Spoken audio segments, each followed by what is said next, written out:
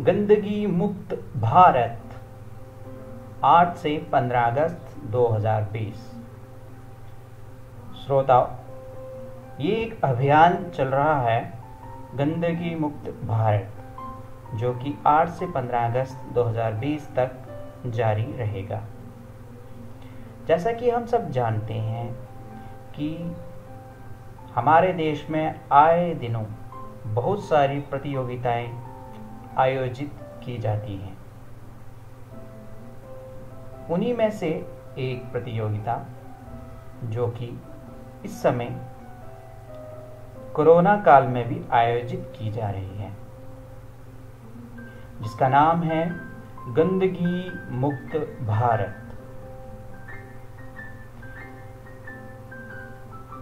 तो इस प्रतियोगिता में गंदगी मुक्त भारत इस कार्यक्रम में जिन प्रतियोगिताओं को आयोजित किया जा रहा है, उनमें पहली प्रतियोगिता है पेंटिंग, कक्षा 6 से कक्षा 8 तक।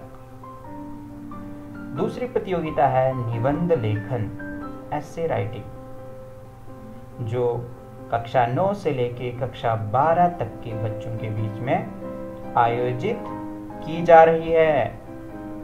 तो जल्दी से आप इस प्रतियोगिता के लिए तैयार हो जाएं। क्या है इन प्रतियोगिताओं में, क्या क्या करना है हमें, आप इस वीडियो को अंत तक देखें और समझ जाएं कि आप किस तरह से इस प्रतियोगिता में अच्छा स्थान प्राप्त कर सकते हैं। तो चलिए हम बढ़ते हैं आगे वाली स्लाइड में और देखते हैं कि क्या है गंदगी मुक्त भारत।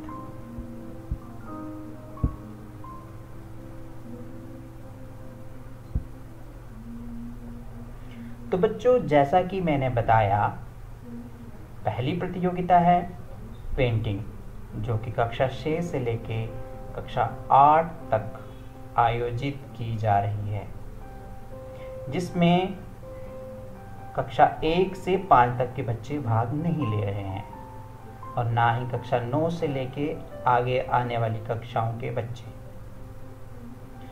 आपको मैं बता दूं कि ये जो पेंटिंग है, इस पेंटिंग में आपको गंदगी मुक्त मेरा गांव, गंदगी मुक्त मेरा गांव, इस विषय पर पेंटिंग करके सबको दिखानी है।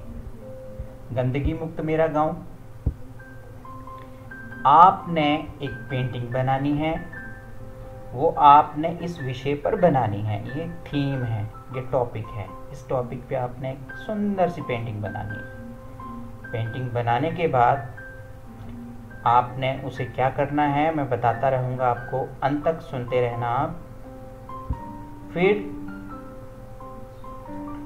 करना क्या है, आपने सुंदर चित्रों की पेंटिंग करें आप अपने स्तर पर, अपने लेवल पर, ठीक है। इसमें आपको पूरी आज़ादी है, हर प्रकार के रंगों का प्रयोग कर सकते हैं, लेकिन विषय से हटकर पेंटिंग स्वीकृत नहीं होगी। तो 13 अगस्त को ही ये प्रतियोगिता आयोजित होगी। 13 अगस्त को, 13 अगस्त 2020 को। तो आप आज से लग जाएं इस काम में और इस प्रतियोगिता के लिए तैयार हो जाएं। तो आप इस प्रतियोगिता में भाग लेंगे अच्छे से और इसमें अच्छा स्थान प्राप्त करने की कोशिश करेंगे। तो बढ़ते हैं अब हम आगे, और यहाँ आपको मैं बता दूं कि पेंटिंग में आप अपने गांव का सुंदर चित्रण करते हुए अपने गांव के सबसे सुंदर पक्ष को दिखा सकते हैं। आपके गांव में सबसे सुंदर स्थान कौन सा, आप उसे दिखाएं, ठीक है। तो हम आगे बढ़ते हैं। मैं बता रहा हूँ अब आपको आगे जो दूसरी प्रतियोगिता है कक्षा 9 से लेके कक्षा 12 तक के बच्चों के लिए, वह है निबंध लेखन, जिसे आप 300 से 500 शब्दों में लिखें तो बेहतर रहेगा। हालांकि निबंध में शब्दों का जिक्र नहीं किया गया है, लेकिन फिर भी 300 से 500 शब्दों का निबंध एक अच्छा निबंध माना जाता है। तो विषय इसमें भी गंदगी मुक्त मेरा गांव ये रहेगा। गंदगी मुक्त मेरा गांव ये विषय रहेगा। आप इसे किसी भी भाषा में लिख सकते हैं। यहाँ किसी भी भाषा में लिख सकते हैं ऐसा कह रहा हूँ, अर्थात आप किसी भी भाषा में इसे लिखें। आप किस प्रकार इसे लिखेंगे, इस प्रकार से आप इसे लिख सकते हैं। ये मेरी ओर से आपको आइडिया दिया जा रहा है। आपका आइडिया अगर इससे भी बेहतर है तो आप रिप्लाई में लिख सकते हैं, जिससे बाकी वाले बच्चे भी देख सकें।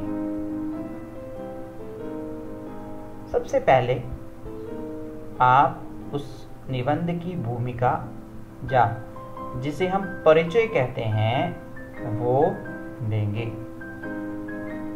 ठीक है।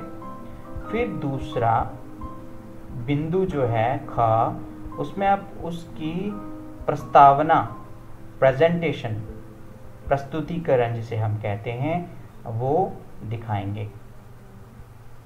फिर उसके बाद है हमारे पास ग बिंदु।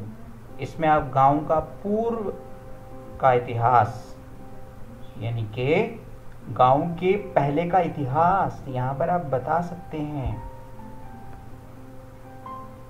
गांव का पूर्व का इतिहास आपको जानने के लिए अपने इर्द गिर्द के जो बड़े लोग हैं उनसे पूछना पड़ेगा क्या था गांव का इतिहास।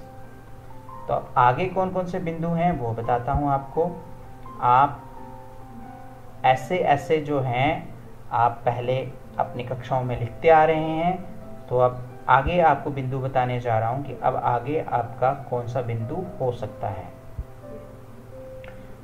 तो घ बिंदु में आप देखेंगे गांव में गंदगी से स्वच्छता की ओर का सफर। आपके गांव में गंदगी रही होगी, लेकिन अभी इस समय आपका गांव स्वच्छ है। वो कैसे कैसे स्वच्छ हुआ आप इस बिंदु में बता सकते हैं। अब आगे गांव में हुए परिवर्तनों का विवरण। गांव में कौन कौन से परिवर्तन हुए, चेंजेस हुए सफाई को लेकर के, वो आप इस बिंदु में लिखें। फिर आगे है च, गांव में और भी अधिक परिवर्तनों की आवश्यकता। ऐसा नहीं है कि परिवर्तन पूरे हो गए, अभी और भी नीड्स हैं, अभी और भी आवश्यकताएं हैं। क्या क्या आवश्यकताएं हैं वो आप लिख डालें।